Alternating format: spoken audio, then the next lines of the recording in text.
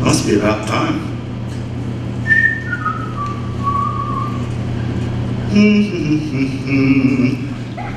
Here's a how do you do. Is it time? Yes, sir, Mr. Rye. They're ready. Oh boy, fun, fun, fun. I wonder if they'll get it. Get it, Mr. Rye? It, the show, G&S. It's all a put-on, a parody, a send-up. All of it, Mr. Rye? Sure, everything's a play on someone or something. Huh, what if I'm too good? They might think it's serious stuff. Not much chance of that, sir. Oh, good. Of course, there is a serious side to comedy. Comedy side to serious, too.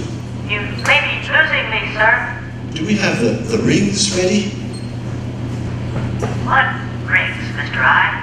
To tell them when it's a joke. Ready for the rings, Mr. Rye. Maybe a little louder? No. Perfect ring, Mr. Rye. Okay.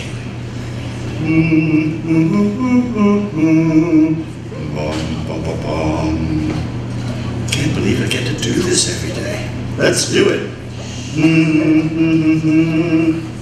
You ready? I'm sure ready. Let's sing some choruses in public. Ring, ring.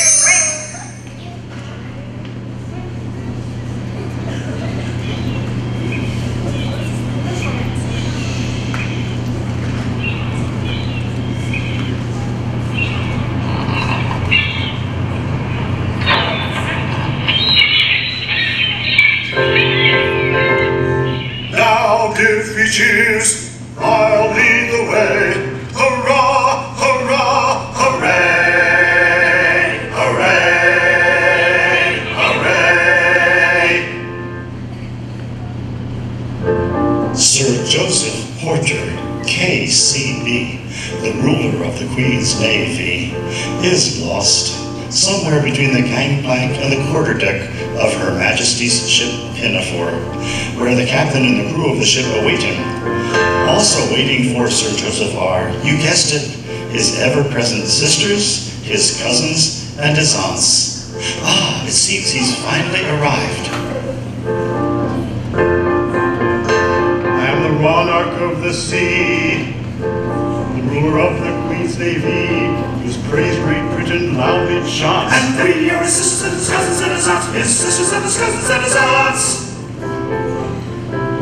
When at anchor here I ride, my bosom swells with pride, and I snap my fingers at a foeman's taunts. And so do his sisters and his cousins and his aunts, his sisters and his cousins and his aunts.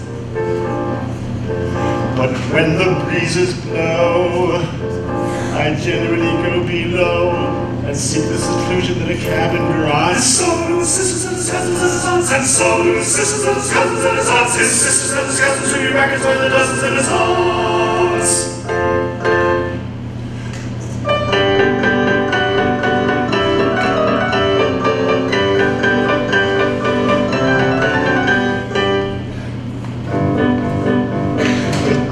I served a term as office boy to an attorney's firm. I cleaned the windows and I swept the floor and I polished up the handle of the big front door. He polished up the handle of the big front door. I polished up the handle so carefully that now I am the ruler of the Queen's Navy. He polished up the handle so carefully that now he is the ruler of the Queen's Navy.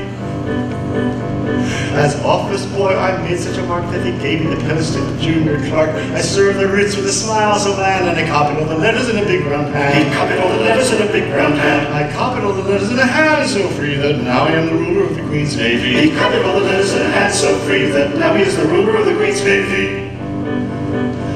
In serving the writs, I made such a name that an articled clerk I soon became. I wore clean colors and a brand new suit for the class examination at the Institute. For the class examination at the Institute. And class examination did so well for me that now I am the ruler of the Queen's Navy. And class examination did so well for he that now he is the ruler of the Queen's Navy. Of legal knowledge I acquired such a grip that they took me into the partnership. And that junior partnership, I ween, was the only ship that I ever had seen. Was the only ship he ever had seen. But that sort of ship so suited me that now I am the ruler of the Queen's Navy. But that kind of ship so suited he that now he is the ruler of the Queen's Navy.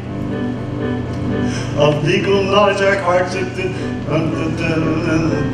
always voted at my party's call and never thought of thinking for myself at all. He never thought of thinking for himself at all. I thought so little they rewarded me by making me the ruler of the Queen's Navy. He thought so little they rewarded he by making him the ruler of the Queen's Navy.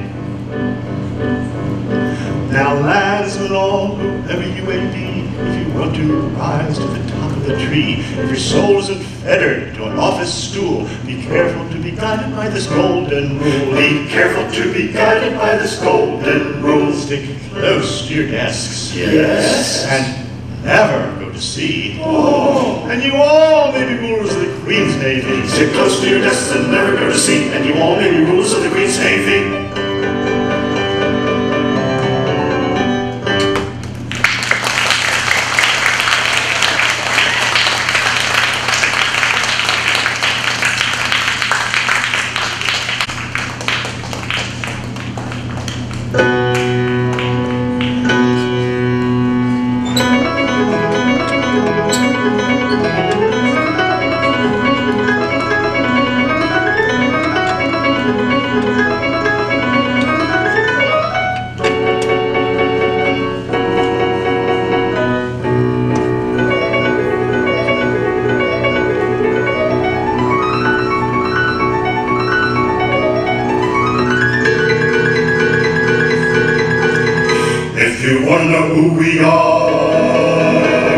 We are gentlemen of Japan.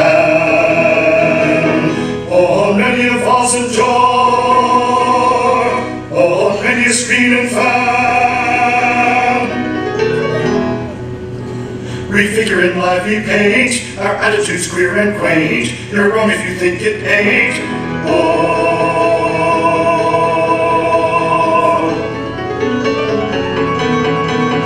If you think we're run by strings, like a Japanese marionette, you don't understand these things. It is simply court etiquette.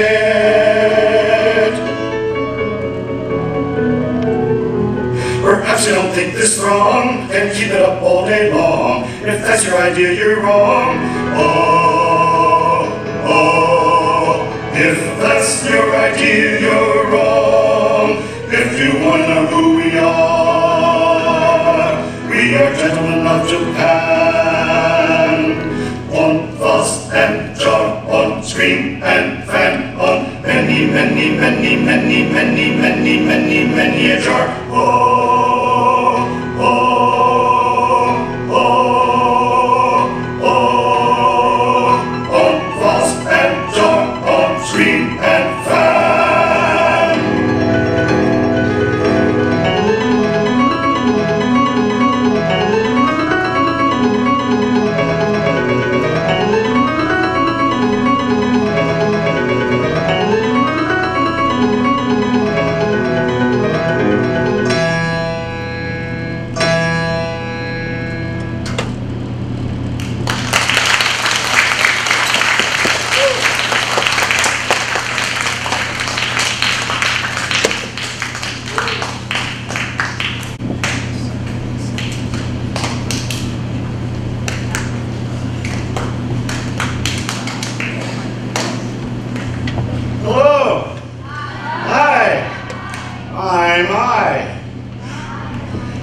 We hope we all leave here today loving Gilbert and Sullivan. You may have noticed we're having little samplings of different things that point out the G and the essence of G&S. You see, Gilbert and Sullivan are so famous that they're known by the nickname G&S. And so we're doing little samplings of them. We're going to see another one in just a minute. Here's a howdy do. You may have heard the expression, here's a howdy do. Like suddenly something goes wrong and you say, well, here's a howdy do. Well, that's an example of many, many things that Gilbert and Sullivan have made famous. And we're doing a short performance this morning if you come back tonight, and it's for free. or Saturday night is for free, Sunday afternoon for free. You can see the whole thing. So before we move on, let's learn a little bit about who are these guys? G&S, Gilbert and Sullivan. Well, Gilbert did the words, so he wrote, well, I polished up the handle on the big front door. And then when Sullivan helped, it became, I polished up the handle on the big front door. And when Gilbert would say, I thought so little they rewarded me. With Sullivan, it would become, I thought so little they rewarded me by making me the ruler of the Queen's Navy. And where were these guys? Well, the late 19th century, the late 1800s, in London. And Gilbert had this genius for finding what's funny about people all over the world. And because his characters were so popular, it led to stagecraft and the making of the way theater works that came all the way down from the late 1800s to the 1900s and today, so that even the performers that you know today, like Justin Bieber or Katy Perry, they all kind of came down from what Gilbert and Sullivan started. Can you believe that? So very famous characters that they created were Yum Yum, from the fertile pen of Sir William Swain Gilbert, Yum Yum, and Nanky Poo, and Coco. You see, what happened was, in the Mikado, in 1885, there's this situation. Yum Yum has just learned that according to an ancient Japanese law, Japanese wives must be buried alive with their executed husbands. She will be, this is just pretend, remember, she will be buried alive if she marries Nanky Poo, who has just agreed to be beheaded at the end of a month, if you can believe it, for being able to be married to Yum Yum for a month. Because of this, Yum Yum is, not surprisingly, having second thoughts about marrying Nanky Poo. And this would be a real, here's a howdy do for Nanky Poo, because if he's not going to get to be married to Yum Yum for a month, then he'd be beheaded at the end of a month. Doesn't sound like such a good idea anymore. And this would be a real problem for Coco, who is the Lord High Executioner. And the Mikado has told him he has to execute someone in a month. And if Nanky Poo backs out of the volunteering to be beheaded job, well, Coco would have to execute himself to obey the Mikado's command. So this is a real howdy do for everybody. And not surprisingly, in Gilbert and Sullivan, you'll find what they do about the problem is they sing about it. Here's a howdy do, if I marry you. When your time has come to perish, then the maiden whom you cherish must be slaughtered too. Here's a howdy do, here's a howdy do. Here's a pretty mess, in a month or less. I must die without a wedding, let the bitter tears I'm shedding witness my distress. Here's a pretty mess, here's a pretty mess. Here's a state of things, to her life she clings. Matrimonial devotion doesn't seem to suit her notion, burial it brings. Here's a state of things, here's a pretty howdy do. Here's a pretty state of things, a pretty state of things. Here's a howdy do, here's a howdy do. For if what he says is true, I cannot marry you. Here's a pretty, pretty state of things. Here's a pretty howdy do.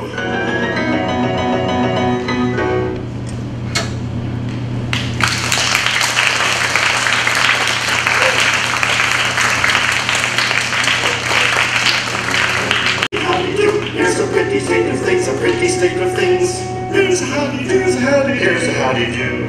For if what he says is true, I cannot marry you. Here's a pretty, pretty state of things. Here's a pretty howdy do.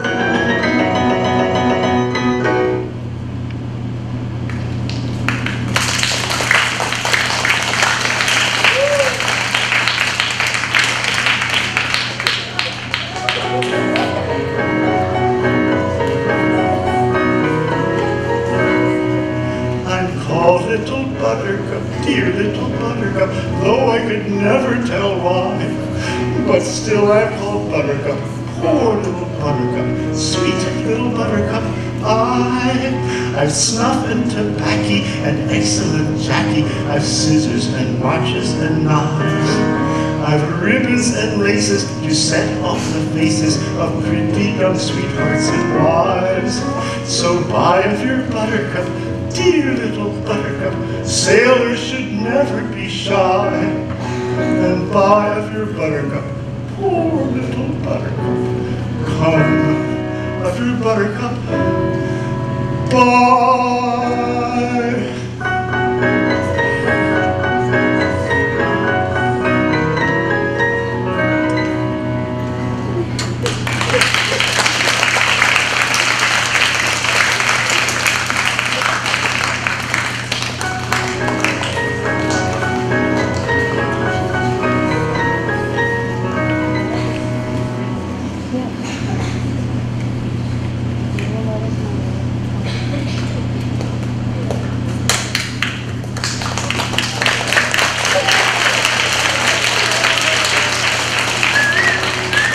Gilbert's world, topsy-turvydom, everything turned upside down. Nothing escapes Gilbert's barbed wit.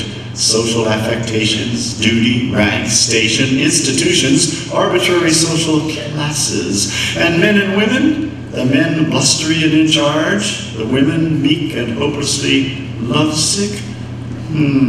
Let's see how Gilbert, with the help of Sullivan's ingenious music, introduces us to his men and women of Victorian England. There may be some changes before Gilbert gets through with them and us.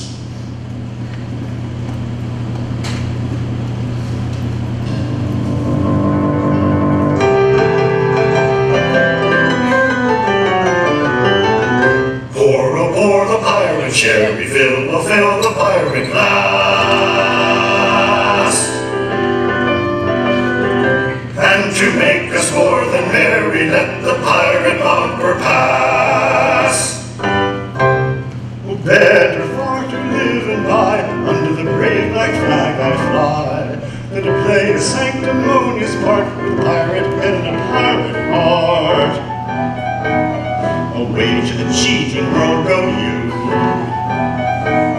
where pirates all are well-to-do, but I'll be true to the song I sing and live and die a pirate king. For I am a pirate king. Yes, there. And it is a glorious thing to be a pirate king. For I am a pirate king. You are hurrah for the pirate king. Glorious thing to be a pirate king. It is hurrah for the pirate king, hurrah for the pirate king. When I sally forth to sea, I pray I help myself in a royal way. I sink a few more ships, it's true, than a well-bred pirate ought to do. But many a king on a first-class throne, if he wants to keep his crown his own, must somehow manage to get through more dirty work than ever I do.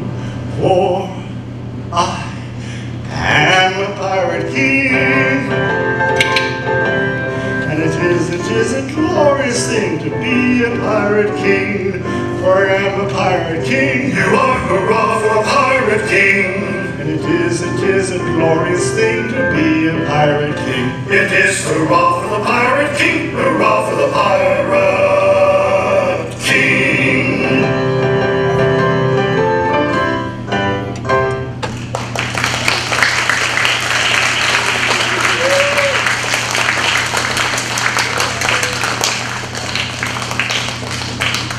Alert, making fun of the aesthetic movement.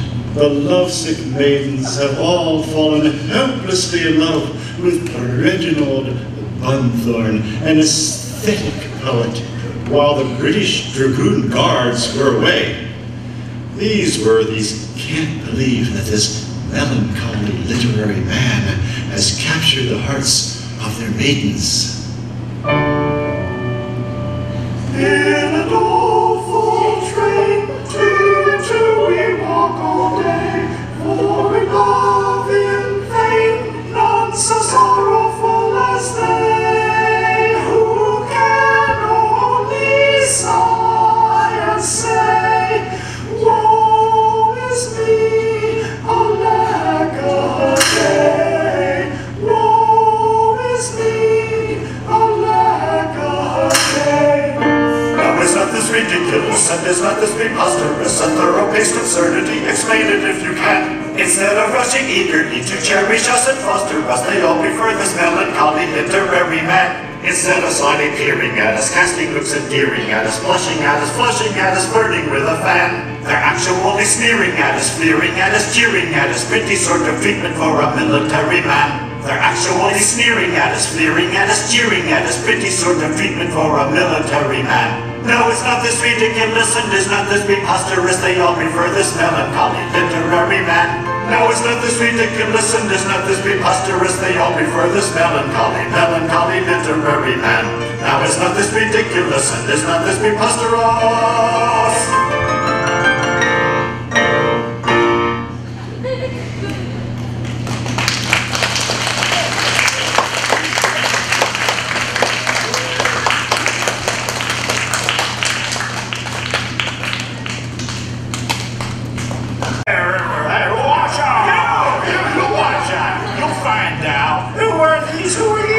The jester, Jack Point, and Elsie, his lady love, who is also his fellow traveling player-partner companion, are entering the town square to perform.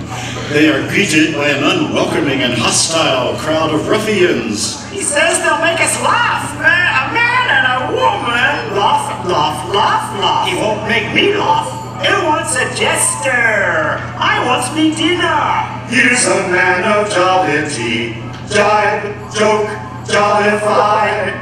Give us of your quality, come, fool, qualify. Yeah, we don't take to the likes of you. You see. Nay, nay, nay, for now, my lady love and I shall sing for thee the singing farce of the merry man and his maid.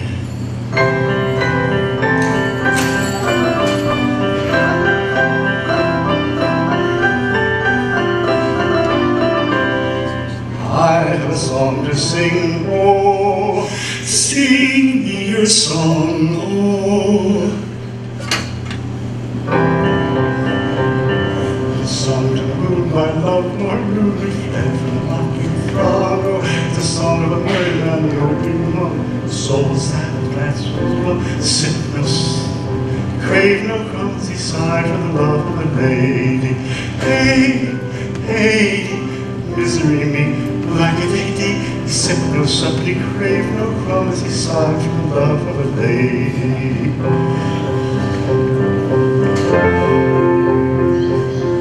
I have a song to sing, oh, sing me your song, oh. It is sung with the ring of the song maid singer, love with a love life for long ago. It's a song of a merry maid, purely proud, who loved the Lord, and who laughed aloud at the moan of the merry man moping mum, whose soul was sad, and whose glance was glum, and who sipped no sup, and who craved no crumb, as he sighed for the love of a lady.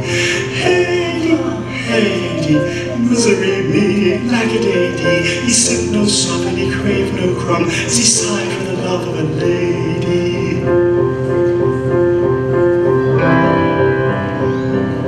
I have a song to sing, oh, sing me your song out. It is sung to the knell of a churchyard bell and a doleful dirge-ding dong. The song of a popinjay bravely born, returned of his noble nose with scorn, with a humble merry maid purely proud, who loved the Lord and who laughed aloud at the moan of the merry man moping mum. The soul was sad, his glance was glum, who sipped no sup and he craved no crumb, as he sighed for the love of a lady. Hey, hey, misery me like a lady. He sipped no sup and he craved no crumb. He sighed for the love of a lady.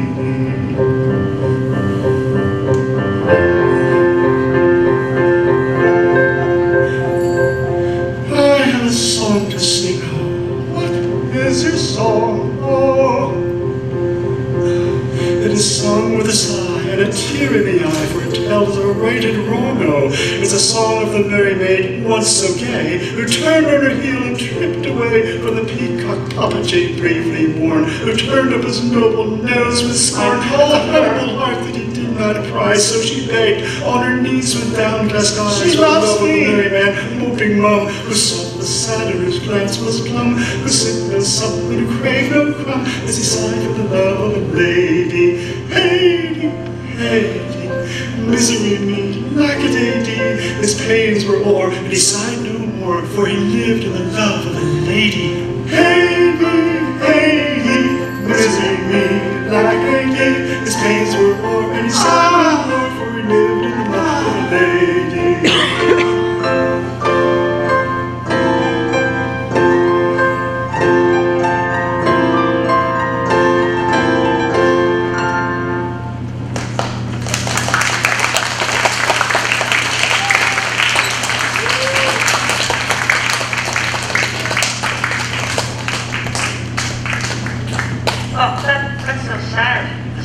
Yeah. Did that really happen, or did Sir Gilbert make it up? Well, I think he sort of thought it could be real. Do you think Jack Point, the jester, got her back? Maybe. Mr. I? Yeah? I thought jesters were always happy. Well, on the outside, but you know, people aren't always the same on the inside. G and S make you kind of think hard, Mr. I. A little. Mr. I? Yeah? Mr. Sullivan's music was, well, sort of happy and sad. You noticed. Not easy to do. Like he's a genius, huh?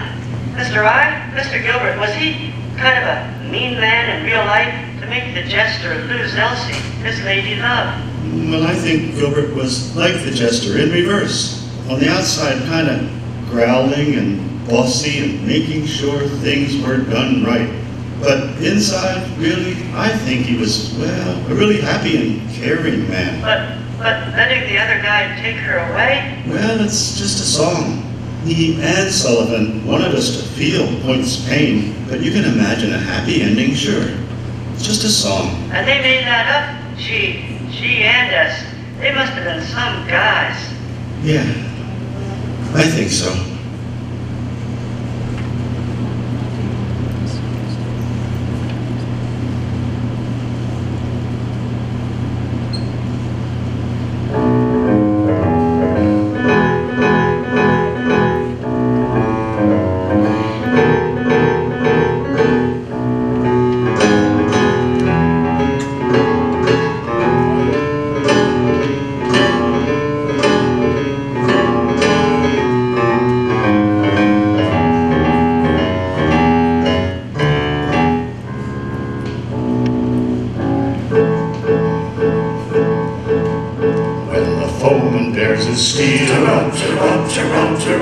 The uncomfortable feel,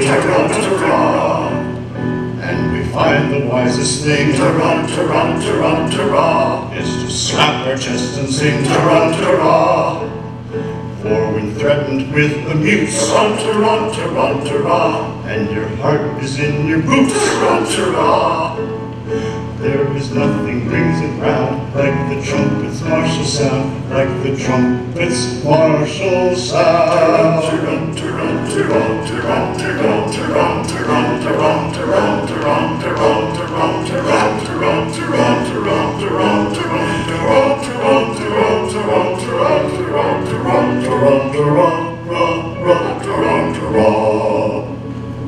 Go, ye heroes, go to glory, go, ye heroes, go and die. Though it's very evident, these intentions are well meant. Such expressions don't appear calculated men to cheer. who are going to meet their fate in a highly nervous state. Yet perhaps it might be wise not to carp or criticize. Go and do your best endeavor, go to glory and the grave. I reserve to make stress on the risks that on us press, and of evidence a lack of our chance of coming back.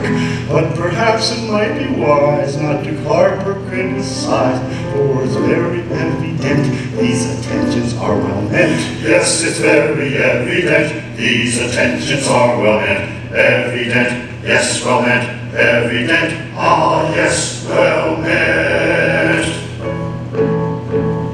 Though in body and in mind, we are timidly inclined, and anything but blind to the danger that's behind. Yet when the danger's near, we manage to appear as insensible to fear as anybody here, as anybody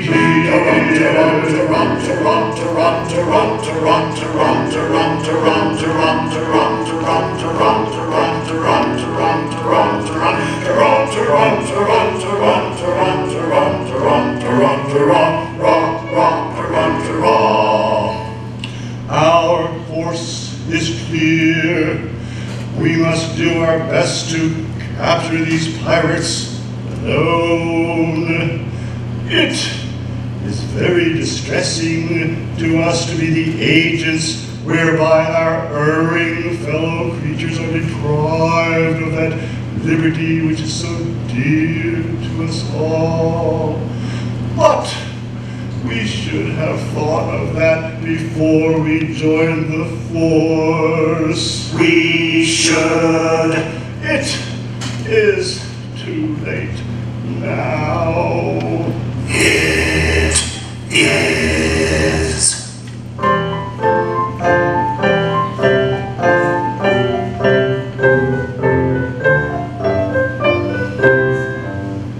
When a felon's not engaging his employment, Or maturing his felonious little plans, his capacity for innocent enjoyment, is just as great as any honest man's. Our feelings we with difficulty smother, and constabulary duties to be done. I'll take one consideration with another. A policeman's lot is not a happy one. When constabulary duties to be done, a policeman's lot is not an happy one.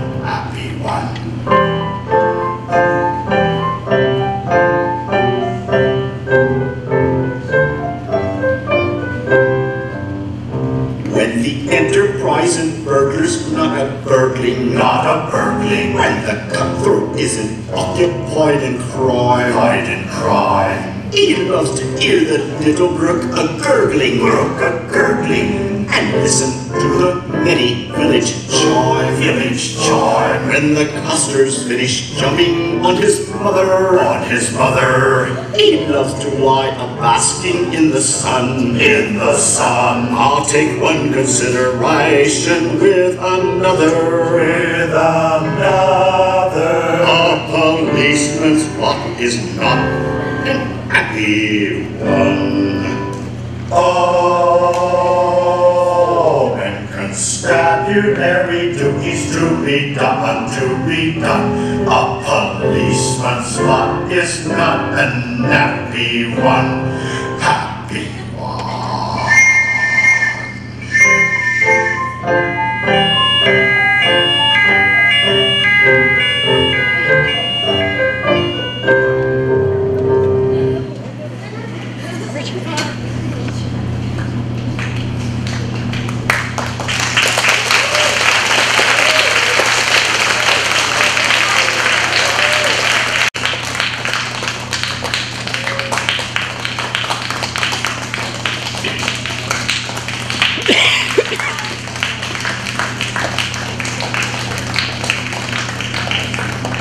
So, Gilbert and Sullivan give us the perfect song to wrap up our visit with them. It's Yum Yum's wedding day. Gilbert gives her a beautiful poem, and Sullivan makes it into a tune nobody can forget. It pretty well sums up the G and the essence of G&S. So it's maybe your favorite song, Mr. I? Well, it's special. And is it a ring song for everybody, Mr. I? Well, let's hope so. We'll see how it goes.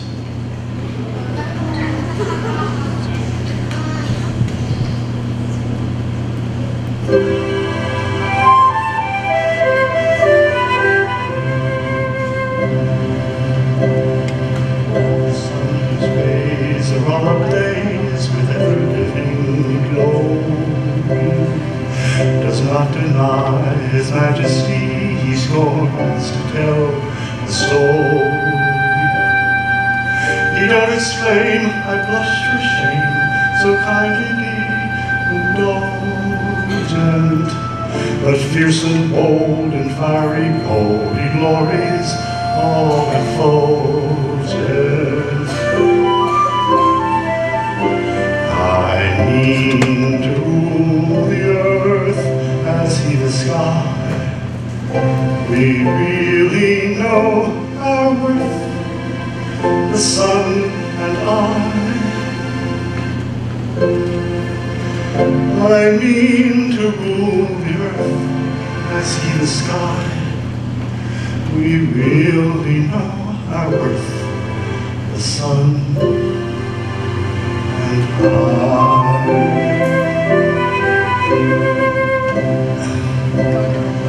Observe his flame, that placid dame, the moon's celestial eyes. There's not a trace upon her face of diffidence or shyness. She borrows light that through the night mankind may all acclaim her. And truth to tell, she lights up well, so I for one don't blame her. Pray, make no mistake, we are not shy. We're very wide awake, the moon and I. Pray, make no mistake, we are not shy. We're very wide awake, the moon and I.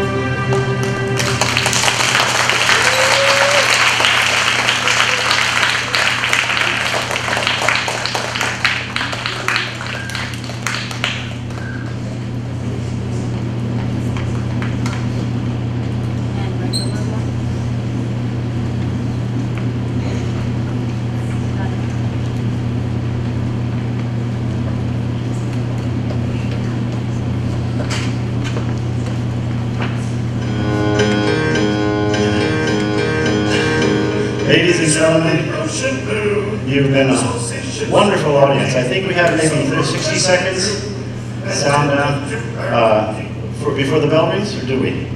Anyway, how much time? 2 minutes?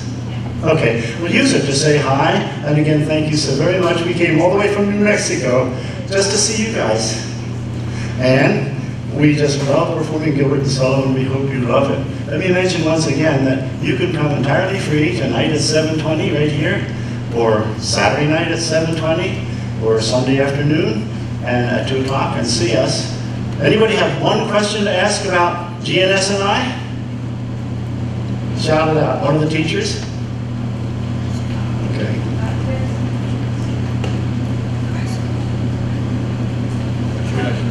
What did you say? The lights.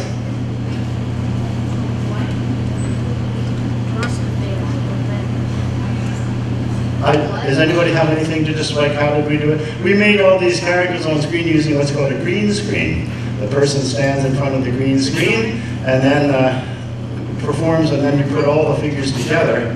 That's how we did all those policemen, okay? So anyway, we're very happy to be. You know that in 1954, your friend here, I, was graduated from this school right on this stage. Did you ever know that somebody could be old enough to be graduated from high school in 1954? It's possible. It's possible. Did you say one student had a question? Oh, yeah. How long did they live? About 1911 is when Gilbert died, and Sullivan was, I think, 1901. Is that what you were wondering? Is that the question? Cool question. That's great. How about another one? We have one over here. Sure. How'd you change so fast? Well, folks, come on out and show them how I changed so fast. Let's give a big hand for these. Where are they? They must have gone hiding. Well, we have dressers by. They must be out there now. There he comes. There's Ted. There's Ted. And here comes Alice. Aren't they wonderful? Yeah. When I run backstage, they hang me up on my feet and rip everything off, and then they put me down and put something new on me. Ted Snyder and Alice Snyder. Good job. Love you guys. Yeah. Thank you very much for coming.